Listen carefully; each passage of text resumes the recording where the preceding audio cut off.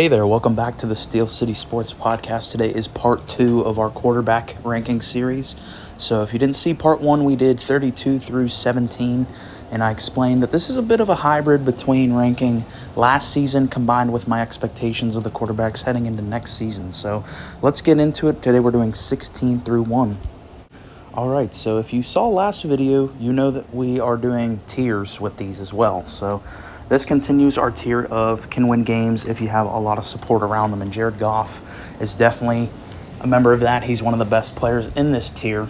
And Jared Goff is coming off of the best season of his career last year. You know, whenever he was traded to the Lions, I thought his career was essentially done as a starter because his first year in the NFL looked very rough. You know, obviously he was a rookie, but he was a first overall pick, so there were some expectations on Jared Goff, and he just did not look good at all. But his second year drastically improved. Obviously, going from Fisher to McVay played a massive role in that. So I thought leaving McVay, leaving all those weapons that they had in LA, would basically be the end of Jared Goff's career. However, he had quite a bit of a resurgence this past season. He was extremely efficient. You know, the Lions, I always go back to this. Through the first 4 weeks of last year, the Lions had the highest scoring offense in the NFL. So they are a very potent offense. I think that they even improved in this offseason. Jahmyr Gibbs, I think, is going to be an absolute stud in the NFL. So look out for the Lions for sure. Jared Goff's obviously a massive part of that. And for our last player in this tier at 15, we have Tua Tagovailoa, and I think that he is genuinely one of the most underrated players around the league because when he's healthy, he does nothing but win games. You know, they started off this year when Tua played 6-0. They had some great performances. They beat the Bills, who were, you know, the odds-on favorite going into the year. They had a massive shootout with the Ravens, which was a phenomenal game. Just a very fun team, explosive offense, and he's obviously at the helm of that. You know, he's not going to wow you with his arm. That's not his game, but his accuracy, his efficiency is where he shines.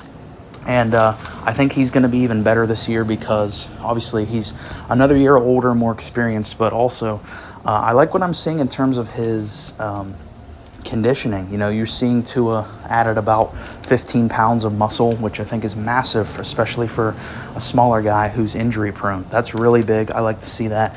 And he also hired a coach to, you know, help him deal with sliding and, you know, helping him on how to land because he got 2 separate different concussions last season just based on how, you know, his head hit the ground. So I like to see that.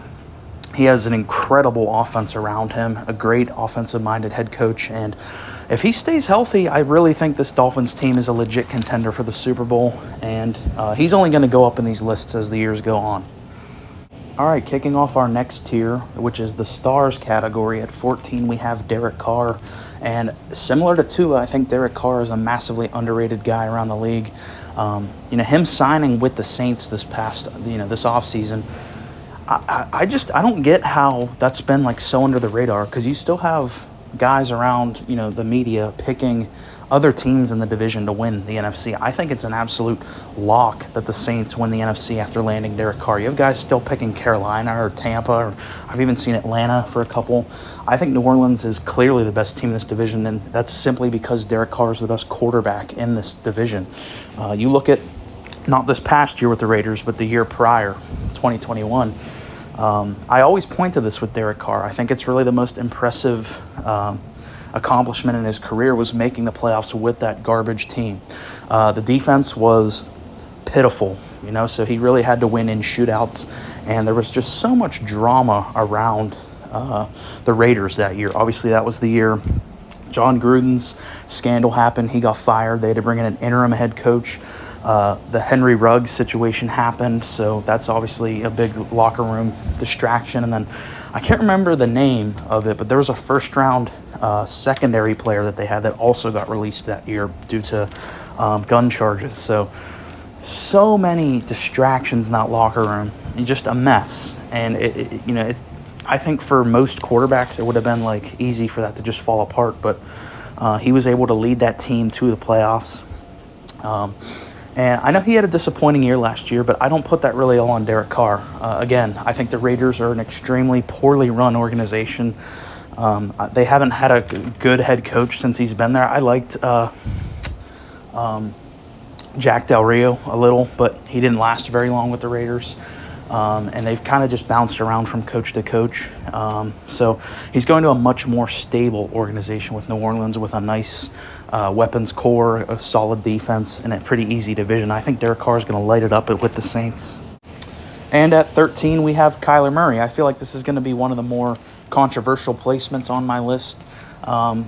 I think the Kyler Murray hate that he's gotten based off of last season is extremely overblown. Don't get me wrong. Was last year a big disappointment for Kyler? Yes, it was. He went down in basically every statistic imaginable. But people forget he only played in 11 games last year. So, of course, his yards and his touchdowns are not going to be as high as they were in previous years. There was a lot of chaos in terms of the Cardinals. Like, Hopkins was suspended for the first 6 games. Cliff Kingsbury didn't know what the hell he was doing. Probably should have never had that job. So I'm going to defend Kyler. You know, I acknowledge the fact that I am a Kyler Murray fan, and I definitely have some bias towards him. But people putting him, like, outside of the top 15, I've seen him as low as, like, in the 20s. I think that's absolutely ridiculous. You know, he definitely had a down year last year, but I guess I'm staking a lot here. I know a lot of people have the Cardinals as, like, the worst roster in the NFL going in next year, but I think Kyler Murray is good enough to really change a lot of people's opinion. People forget just how good Kyler Murray has been in the NFL. Now, I'm not saying he's going to be at that level this year just because the roster definitely has its issues. The defense is extremely flawed. He just lost DeAndre Hopkins, his number one weapon. And there's an unproven head coach, which I don't really love that hire as well. But people are a little crazy with the Kyler Murray takes. You know I was probably more high on him than other people were. You know, there was times where I had Kyler Murray above Lamar Jackson in previous seasons, and I stand by that. I will argue that with anyone in those seasons. The year the Cardinals made the playoffs, he was better than Lamar Jackson. I will argue that with anyone. But I'm not going to deny he had a disappointing year. His stats all went down, but he's still a great quarterback. He's still a great talent, former number 1 overall pick. There's a reason why the Cardinals paid him. Coming in at number 12, we have Dak Prescott. And I don't think any player has ever benefited more for being on a specific team than Dak Prescott has with the Cowboys, because the brand he's been able to build is phenomenal. You know, I think he is the 4th highest selling jersey of all time, which is just absolutely mind-boggling. He's definitely a really good quarterback. He's a B+, but I've seen Dak Prescott ranked as high as like the top 5. He's a perennial guy I see in the top 10. I don't think he's quite at this point. At this point in his career, I don't think he's a top 10 because we've seen time and time again him in playoff games whenever they're trailing a little. He just kind of folds. And, you know, there's definitely been some standout performances. I go all the way back to 2019. They needed a must-win game against the Saints. This is the year the Saints were absolutely on fire. And Dak Prescott, this was a big year for him because he was, you know, trying to get the big contract and went into New Orleans and won the game. And no one had Dallas winning that game. That's probably the one big standout performance I have for Dak. You know, he has I think he has 2 playoff wins. But the past 2 years has been an extreme disappointment in the playoffs. You go back to last season, losing to the Niners at home in the first round. He was not good at all in that game. And then this year, they did beat Tampa. However, Tampa, you know, shouldn't have even really been a playoff team. And then the Niners offense was not doing anything, and still Dak couldn't, you know, take over that game. So I like Dak. There's definitely something there, but the big game seems to always get the best of Dak. And just barely missing our top 10, at number 11, we have Matthew Stafford. And I genuinely believe that Matthew Stafford is the most difficult quarterback to rank because last year was such a disaster with the Rams, and it's still hard for me to comprehend how the Rams were so bad last year after winning the Super Bowl. And he missed a lot of time as well, so it's like I don't really know how to factor that in. Also, like the year prior, like I said, they won the Super Bowl, and after that season, I had Matt Stafford, I think at like 6 or 7, and now he's down at 11 because he was not very good last year. So I don't know. This is one I definitely want to hear your guys' takes on. Do you still think Matthew Stafford is an elite quarterback? I've seen guys drop him very far down on their lists. And I get that just because, last year was a mess in LA. And he did miss time, but when he did play, he wasn't very good. He's definitely a guy that I think when he is healthy, he is an absolute just machine. Like, he is just an absolute pure playmaker. And, he has the most game-winning drives of the active quarterbacks, which I think is extremely impressive. I think if he would have been drafted to or would have left Detroit earlier than he did, he probably would be a Hall of Famer just because he has that level of talent. But at this point in his career, I just don't know if that is. The Rams were actively trying to shop him. They said basically any team could have Matthew Stafford if they wanted. It's just his contract is so massive that no team bit. So please let me know your Matt Stafford takes down below, because I think he's extremely difficult to rank. Kicking off our top 10, at number 10 we have Kirk Cousins. And in the past, I would have said Kirk Cousins is one of the more underrated players around the league, but I feel like now people are starting to realize how good Kirk Cousins actually is. There was a popular image floating around social media comparing Josh Allen's numbers to Kirk Cousins, and a lot of the categories Kirk Cousins was actually better in. More yards, more touchdowns, more efficient than Josh Allen, which is kind of mind-blowing because Josh Allen's been a perennial top 5 quarterback for at least 3 years now, and Kirk Cousins has been nowhere near that. So I find that very interesting. Obviously, Allen gets more credit because more team success. He's better in the clutch. But Kirk Cousins, coming off the best season of his career, is the number one thing that impressed me about last season was the Vikings had a bottom 3 defense in the entire NFL. However, they won one-score games 11-0. So they won all the games that were very close. So that means they're only winning one way, and that was a shootout. And that means Kirk Cousins was going head-to-head with the best quarterbacks in the world and winning those games. So give him a lot of credit. He's been phenomenal. And I think he's only going to turn it up a notch more because he's still in his early 30s. Kirk Cousins still has a lot left in the tank. And I'm just kind of excited to see where he is going to go because he's had a very interesting career path. And I think Washington definitely regrets letting go of Kirk Cousins because he's the exact player they need right now. They've had a pretty nice roster over the past years, but they haven't been able to get quarterback down. So Kirk gets in here at number 10. At number 9, we have Deshaun Watson. And earlier when I said Matthew Stafford was the most difficult to rank, I might have misspoke. It actually probably is Deshaun Watson because, there's just such a range that you can rank this guy because the last time we saw him fully healthy for an entire season, I truly believe he was a top 5 player in the NFL. Granted, that was a long time ago. We're talking about the 2020 season. 21, he was completely suspended. Or no, I think 19 actually, because 20, he was injured. 21, he was suspended. And then this year, he was suspended for 11 games and played in a couple at the end with the Browns. Wasn't very great with them. So it's a very mixed bag because in Houston, whenever he was playing, he was absolutely phenomenal. He was an absolute playmaker, very little holes in his game.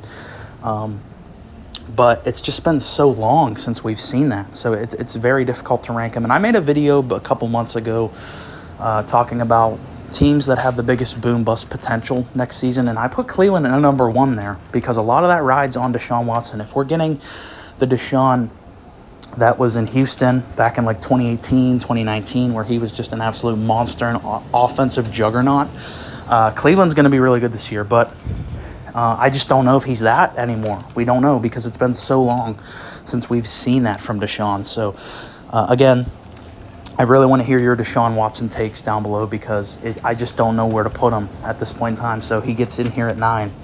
Coming in at number 8, we have Lamar Jackson, the former MVP. And keep in mind, me being from Pittsburgh, Baltimore being our biggest rival, I have heard basically every Lamar Jackson take you can think of. I've heard he's terrible. I've heard he's great. I've heard basically every range of take you can hear from Lamar Jackson. And being in Pittsburgh, obviously, they're much more negative. I tend to disagree with them a lot because I think Lamar Jackson is truly a special player. When he plays, He just wins games. I know he's had his difficulties in the playoffs, but let's just, for this point, look at the regular season. He wins like 75% of his games. He's an absolute matchup nightmare. And a big part of the argument for Lamar was like he never had great weapons around him. You know, Hollywood Brown, I like him, but he's probably a number 2 or number 3 on the championship team. That was his number 1 for a while. Now he has a much more complete receiving core with Odell, with Rashad Bateman, with Zay Flowers. Obviously, Mark Andrews is still there. So, as a Steeler fan, I don't want Baltimore to be good. I hope they're bad. But as just an unbiased NFL fan, I am very interested to see what Baltimore does this year, now that Lamar has a legit supporting cast at receiver. Very interested in this one. So, yeah, Lamar's here at 8. I think that's a pretty fair spot. Coming in at number 7, we have the former back-to-back MVP, Aaron Rodgers. So, again, Aaron's another hard one to rank because if you have him higher than this, I wouldn't be too mad. If you have him lower than this, I wouldn't be too mad. So there's definitely a wide range. I can see people ranking Aaron Rodgers. But going back to his last 3 seasons, obviously 2020 and 2021, won MVP both those years, was phenomenal. Then this past year was definitely a big drop-off. The Packers went 8-9. They did start to get hot towards the end of last year, but I do blame Aaron for the Packers' slow start last year because he didn't show up to camp. He didn't try to build any sort of chemistry with the young receivers, and that's why you saw it take a while for him to build a connection with Dobbs and with Watson.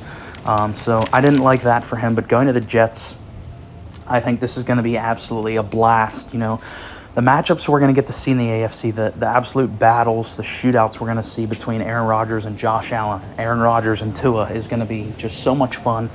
I know he's older. He's coming off a disappointing year, but the Jets are a very, very good roster. You know, last year they made my power rankings multiple times, and it was always just they were missing the quarterback. Well, now you're getting a former back-to-back MVP on your team. They're going to be really fun this year. I don't know if they're going to make playoffs next year. I think they're one of the borderline teams, but they're going to be extremely fun to watch, and that's in large part due to Aaron. So he's here at 7. Coming in at number 6, we have Jalen Hurts. And I did forget to mention with Rodgers, he was the first of our next tier, which is the superstars. So the top 7, these are all the superstars. Rodgers is, and now Hurts. I think Jalen Hurts has had one of the greatest career storylines ever. I mean, you just look at what the guy's been through with Bama getting benched, transferring to Oklahoma, going in the second round to Philly, beating out Wentz, who was a former MVP candidate, chasing him out of Philly and leading the Eagles to the Super Bowl in his second year as the full-time starter. I mean, it's a storyline. It's really a movie storyline with Jalen Hurts, all the adversity he's been through, and just through his determination, his grinding, he's been able to overcome all of it. And I've been one of his biggest supporters. I go back to his rookie year when he beat the Saints, and that's back when the Saints were good. That was like Drew Brees' last run. They made the playoffs that year. They went in New Orleans, and they beat the Saints. That was like the first moment where I realized this guy is going to be something in the NFL. And look what he's become. He's an absolute stud. A lot of people rank him, myself included, as the best the best quarterback in the entire NFC. He's just an absolute monster. His dual threat ability, his ability to run the ball is obviously incredible, but also his arm is insane. I mean, his accuracy combined with the deep ball is great. I mean, there's very little holes in Jalen Hurts' game, and he only gets better every year. So expect another jump from Jalen Hurts, and I do expect him to get a Super Bowl in his career just based off of his, determination and his ability to improve his game. Starting our top 5, at number 5, we have Trevor Lawrence, the prodigy. This is a guy who was number 1 in high school, number 1 in college, went number 1 overall in the draft. This was a guy who was penciled in as the number 1 overall pick 2 years before he was even eligible for the draft. And you have to say Trevor Lawrence has more than lived up to the hype. I mean, he's definitely not the most athletic quarterback, but in terms of pure pocket passers, definitely reminds me of Peyton Manning. I don't think that's an overstatement. You look at this is, I think, a massive positive for Trevor Lawrence is in his rookie year. It was such a mess with Urban Meyer, which you can argue Urban Meyer was the worst NFL head coach ever. Getting that can really just stunt your career. Having that just that mess around you. His TD to interception ratio went, it was 11 to 17. His second year, he gets a legitimate head coach in Doug Peterson. His TD to interception ratio goes to 28 to 7. Just like that. Just cleaned up once he gets a legit head coach, makes the playoffs, and has one of the greatest comeback performances we've seen in recent memory, beating the Chargers. I think they were down, 24 to 0, I want to say, and then coming back and beating them. Just completely flipped a switch. You know, he was terrible in the first half, throwing 3 picks. Then he was absolutely perfect in the second half and was a score away from beating the Chiefs in the second round as well. So Trevor Lawrence, he's only going to get better. I mean, this was only year 2, and he's already top 5. So he's an absolute monster on the field. In at number 4, we have Justin Herbert, and I debated putting Lawrence above Herbert just because he did beat him in the playoffs. However, I couldn't do it. Herbert is just way too talented. I mean, he's just an offensive machine. There's really no other way to put it. And I think one of the most impressive things about Herbert was he was without his number 1 receiver for most of this year. Keenan Allen was obviously out with injury, and that allowed defenses to basically just double cover Mike Williams. So you would think that would definitely affect his production. No, he didn't miss a beat. He still was absolutely phenomenal. Definitely reminds me of Mahomes. It's interesting that they're in the same division. You know, I have my issues with the Chargers. I very much dislike their head coach. I've gone into that on many different occasions, but Justin Herbert is the quintessential just offensive machine. I think you can argue he has the best arm talent in the entire NFL. He's just a monster. Number 4. Coming in at number 3, we have Josh Allen. I mean, just an absolute generational talent, physical freak.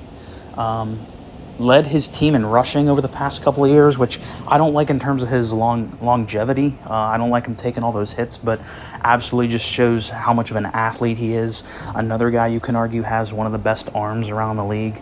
I did drop him down. He used to be 2. I think he still definitely shows spots where he can overtake Mahomes. I don't think he's going to quite get there, at least until he gets a Super Bowl ring.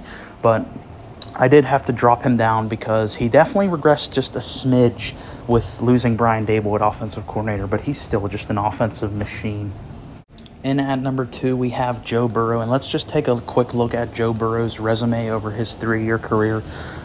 In his rookie year, he was on pace to have one of the greatest rookie seasons ever, but take that out since he got injured. His second year led the Bengals to the Super Bowl. Did anyone have the Bengals making the Super Bowl the year prior? Absolutely not. You know, led them to their first playoff win in over 20 years.